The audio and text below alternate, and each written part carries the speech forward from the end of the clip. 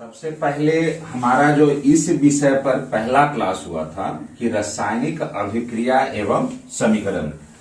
तो याद कीजिए आप लोग कि सबसे पहला क्लास में हम रासायनिक अभिक्रिया कहते किसे हैं और रासायनिक अभिक्रिया के दौरान हमारा समीकरण का क्या वैल्यू है। समीकरण किसको कहते हैं? रासायनिक अभिक्रिया में होने वाली तमाम घटनाओं को जो हम संकेत और सूत्र से व्यक्त करते थे वो क्या था? रासायनिक समीकरण था। रासायनिक समीकरण अभिक्रिया के बताने के उपरांत मेरा क्लास चला था कि रासायनिक अभिक्रिया समीकरण हमको क्या बताता है, इसकी क्या सीमाएं हैं, इसको हम कैसे व्यापक बनाते हैं, यह सब सारा हो गया था। इसके बाद इसके प्रीवियस वीडियो में हम बताए थे आपको रासायनिक अभिक्रिया के प्रकार, जिसमें से कि 6 प्रकार हुआ था। संयोजन की अभिक्रिया हो गया था, वियोजन की अभिक्रिया हो गया था, अब विद्युत अपघटन की अभिक्रिया को बता दिया गया, एकल विस्थापन बताया गया और उभय विस्थापन बता दिया गया। अब जो रेस्ट बचा हुआ है, तो देखिए अब जो अभिक्रिया बचा हुआ है 6ठे नंबर, ये अवक्षेपण की अभिक्रिया है। देखिए नंबर से कोई ज्यादा मतलब इसमें है नहीं, कोई अभिक्रिया पहले आगे पीछे भी हो सकता है, लेकिन ये अभिक्रिया का सारा प्रकार है। लेकिन 5 हो चुका था, छठा से हम लोग क्या देख रहे हैं कि अवक्षेपण अभिक्रिया, उदासीनीकरण अभिक्रिया, प्रकाश रासायनिक अभिक्रिया, ऑक्सीकरण और अवकरण की अभिक्रिया है। अब इसको देखेंगे, आपका समय कम से कम लगे इसलिए थोड़ा सा एग्जांपल्स हम पहले से लिख दिए हैं, क्योंकि उस दौरान वीडियो लंबा हो जा रहा है। तो देखिए जरा सा, अब हम आते हैं अवक्षेपण की अभिक्रिया पे। अवक्षेपण की अभिक्रिया, रासायनिक अभिक्रिया क्या है कि जब भी कोई दो तत्व यौगिक पदार्थ आपस में प्रतिक्रिया करेगा तो प्रतिफल बनेगा। लेकिन इसमें जो प्रतिफल का निर्माण हो रहा है, देखिए जरा सा आप गौर से, NaCl AgNO3, हाँ आप इसको जरा सा यह भी देखिए कि ये उभय विस्थापन अभिक्रिया का भी एग्जाम्पल हो सकता है। एक ही एग्जाम्पल कई प्रकार के अभिक्रियाओं को व्यक्त कर सकता है। खासतौर पर जिस अभिक्रिया में उसका उदाहरण दिए उसको तो व्यक्त करेगा ही करेगा, ऐसा नहीं कि किसी और अभिक्रिया का उदाहरण नहीं हो सकता है। देखिए इसमें भी देखिए तो अदला बदली हुआ है। NaCl Ag के साथ कौन चला गया, देखिए तो Cl गया है, और देखिए तो फिर Na के साथ कौन आ गया है, NaNO3, एक एक्सचेंज किया ना। तो ये उभय विस्थापन का एग्जांपल। लेकिन हमको क्या देखना अभी, अवक्षेपण। तो जब NaCl और AgNO3 आपस में अभिक्रिया करते हैं तो देखिए अभिक्रिया के उपरांत में AgCl का एक एरो नीचे दिया हुआ है ना, ये अवक्षेप के रूप में, ठोस के रूप में अलग हो जाते हैं। तो किसी भी रासायनिक अभिक्रिया में प्रतिक्रिया के उपरांत जो प्रतिफल है अगर ठोस के रूप में अलग हो जाए तब उसको हम क्या कहते हैं, अवक्षेप। और इस अभिक्रिया को क्या कहेंगे, अवक्षेपण की अभिक्रिया। क्लियर है? अवक्षेपण की अभिक्रिया।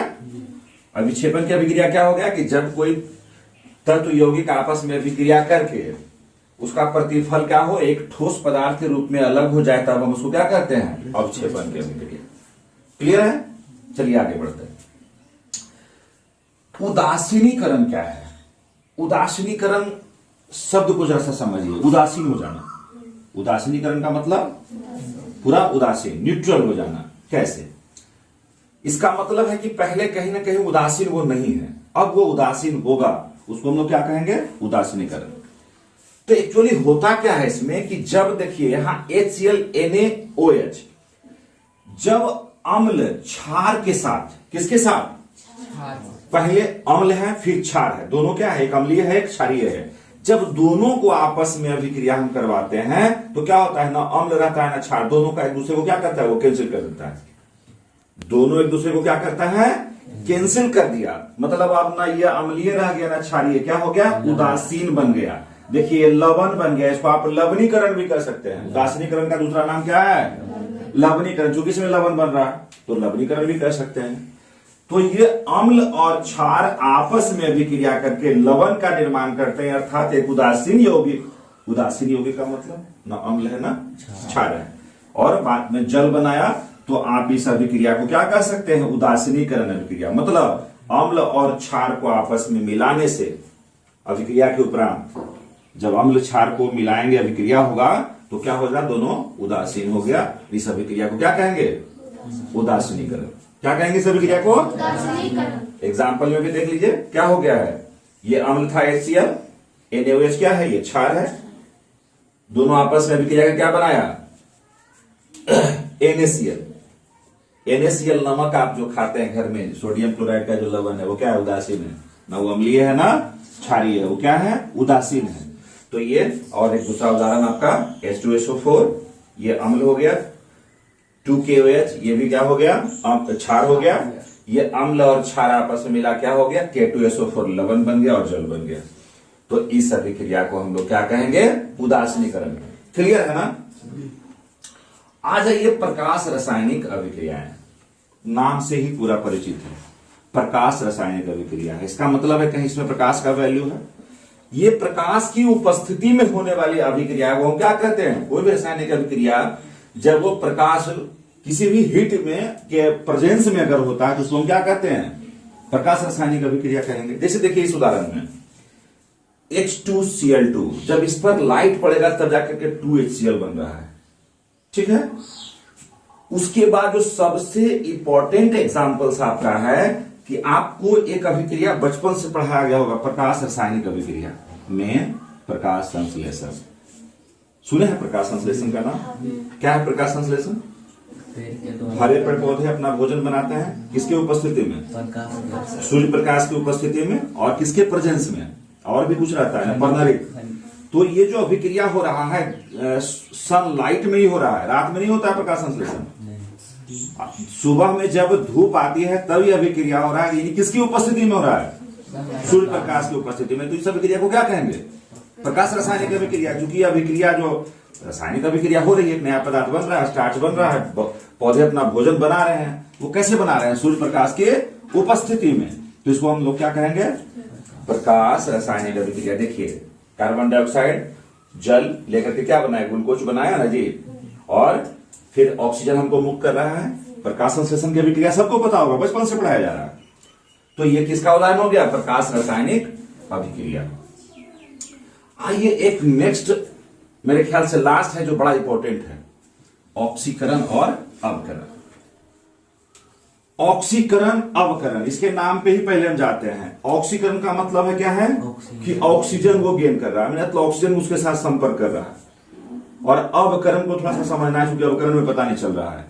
तो देखिए अगर ऑक्सीकरण में ऑक्सीजन का संयोग हो रहा है और हाइड्रोजन का वियोग हो रहा है, इसमें ध्यान देना है कि दो कांड इसमें हो रहा है। ऑक्सीकरण में देखिए तो यहां एग्जाम्पल लिखा हुआ है C+O2, देखिए तो O2 इसमें जुड़ रहा है ना। तो ऑक्सीजन का जुड़ना, किसी भी तत्व यौगिक में ऑक्सीजन का जुड़ना क्या कहलाएगा, ऑक्सीकरण। तो ये CO2 जो हो गया क्या है, ऑक्सीकरण अभिक्रिया है कि उपरांत प्राप्त हुआ है। आइए अवकरण में देखते हैं कि अवकरण में फिर दो चीज है, या तो ऑक्सीजन का वियोग हो रहा हो या तो हाइड्रोजन का संयोग हो रहा हो, दोनों चीज होना है। इसमें क्या था कि ऑक्सीजन का संयोग हो और हाइड्रोजन का भी वियोग, दोनों ऑक्सीकरण ही कहलाएगा। लेकिन अवकरण के केस में ऑक्सीजन देखिए यहां पर क्या, सॉरी एग्जांपल नीचे वाला देखो जरा सा। हाँ, अरे ऑक्सीजन के साथ ही हाइड्रोजन का संयोग हो रहा है ना जी, किसका हुआ है, सबसे पहले देखें तो हाइड्रोजन के साथ ऑक्सीजन बना। अब उधर किसके साथ मिलता है इसका कोई मतलब नहीं, और अभी हम बताएंगे कि दोनों अभिक्रिया है जो आप इसको नहीं कर सकते हैं, ये ऑक्सीकरण भी हो सकता है। दोनों अभिक्रियाएं चाहे ऑक्सीकरण हो अवकरण हो हमेशा साथ साथ होने वाली है। लेकिन पहले उसको थोड़ा सा अलग अलग समझ ले कि इसमें हाइड्रोजन का संयोग हो रहा है तो ये क्या हो गया, अवकरण। दूसरी जो सबसे बात है देखिए क्या है, रेडॉक्स अभिक्रिया क्या है। ये रासायनिक समीकरण जो आपके पास लिखा हुआ है निश्चित तौर पे है, क्या है इसमें देखिए CuO, यहां जाइए देखिए तो यहां क्या हो गया, प्रतिक्रिया के उपरांत में क्या है, ये Cu है, यानी ऑक्सीजन इससे अलग हो गया ना। ऑक्सीजन का अलग होना हम क्या बताए थे, अवकरण। ऑक्सीजन का अलग होना अवकरण। लेकिन देखिए तो CuO प्लस H2 में किसका संयोग हो गया, देखिए तो ऑक्सीजन का, देखिए तब ना बनाई H2O, मतलब यहां पर ऑक्सीजन का संयोग भी हुआ। तो यहां पर क्या हुआ कि ऑक्सीजन हटा भी, सेम समीकरण में ऑक्सीजन का हटना और फिर ऑक्सीजन का सटना, ये दोनों अभिक्रिया अगर साथ साथ हो रही है, इसी को एक सिंगल नाम से हम लोग क्या कहते हैं, ऑक्सीकरण। अवकरण का ही शॉर्ट नाम है। देखो ऑक्सीकरण को ऑक्सीडेशन कहते हैं, अवकरण को हम रिडक्शन कहते हैं। दोनों को अगर कंबाइन कर दे तो क्या निकल गया, रेडॉक्स अभिक्रिया। क्या कहते हैं उसको? तो एक रेडॉक्स अभिक्रिया हो गया, जो कि यह भी आप कह सकते हैं कि किसी भी अभिक्रिया में जब भी हम अभिक्रिया को व्यक्त करते हैं तो ये दोनों ऑक्सीकरण और अवकरण हमेशा साथ साथ होती है। इसको हम क्या कहते हैं? रेडॉक्स अभिक्रिया। क्लियर है ना? रेडॉक्स अभिक्रिया अगर आएगा प्रश्न तो आप कहीं भी बता सकते हैं। क्या है रेडॉक्स अभिक्रिया? जब ऑक्सीकरण और अवकरण एक साथ ही संपन्न हो तो उसको हम लोग क्या कहते हैं? रेडॉक्स अभिक्रिया कहते हैं। यहां तक में कोई सवाल है? क्लियर है? तो अगर इस पहले के 5 प्रकार और ये अब 5-6 प्रकार में अगर आप सबको एक साथ एक बार क्या कीजिए, एक बार फिर से आप रीडिंग डाल दीजिए, आपका सारा अभिक्रिया क्लियर हो जाएगा। इसके बाद ऑक्सीकरण अवकरण का एक और अभिक्रिया है जो उसमें है कि सिर्फ अभी तो हम बोल दिए कि ऑक्सीजन का संयोग हो रहा है और हाइड्रोजन का वियोग हो रहा है। नहीं, ऑक्सीजन क्या कैसा प्रवृत्ति का है पहले बताइए? ऋणात्मक प्रवृत्ति का है। हाइड्रोजन कैसा प्रवृत्ति का है? धनात्मक प्रवृत्ति का है। तो एक व्याख्या ऑक्सीकरण अवकरण का ऐसा भी होता है कि जब ऋणात्मक तत्वों का संयोग हो तो ऑक्सीकरण, और अगर धनात्मक का संयोग हो तो क्या कहेंगे? उसको अवकरण कहेंगे। तो एक ऑक्सीकरण और अवकरण अभिक्रिया का व्याख्या इस प्रकार भी है। किस प्रकार का?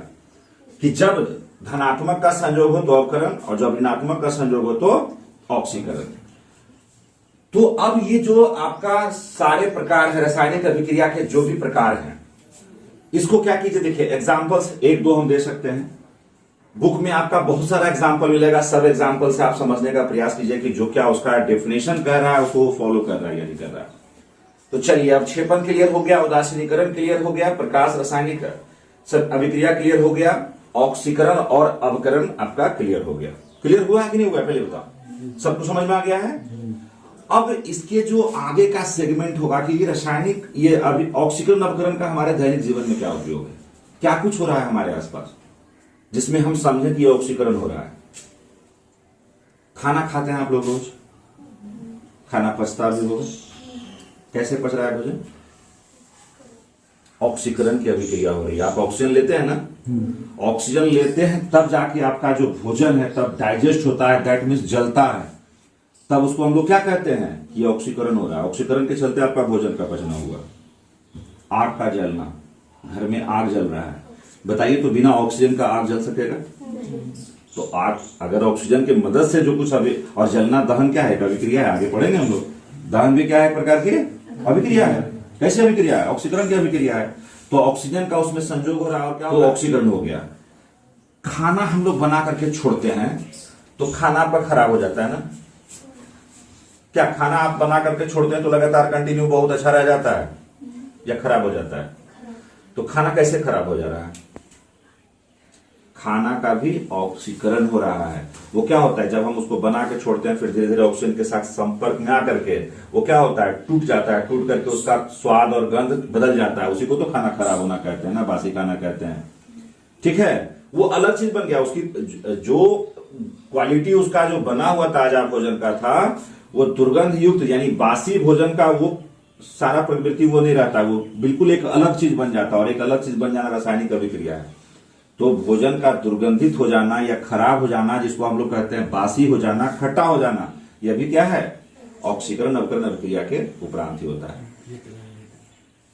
धातुओं का संचारण आप पढ़िएगा जाके, धातु चैप्टर में पढ़िएगा कि धातु का जो संचारण हो रहा है वो अभी क्या है? ऑक्सीकरण अवकरण। ऑक्सीजन से ना जंग लग रहा है जी, लोहा में जंग कैसे लग रहा है? तो ये तमाम प्रकार की जो घटनाएं हैं वो ऑक्सीकरण अवकरण का हमारे दैनिक जीवन में पड़ने वाला प्रभाव है। तो ठीक है, अगर आप लोग को ये अच्छा लग जाए तो थोड़ा सा इसको आप अगर समझ में थोड़ा सा भी दिक्कत हो तो आप वीडियो को रिवाइंड कर लें। अगर इस विषय में कोई और प्रश्न हो या अगर जिज्ञासा आपकी शांत नहीं हुई है तो आप मेरे कमेंट्स के द्वारा भी आप किसी भी दुविधा का समाधान आप कर सकते हैं। That's all.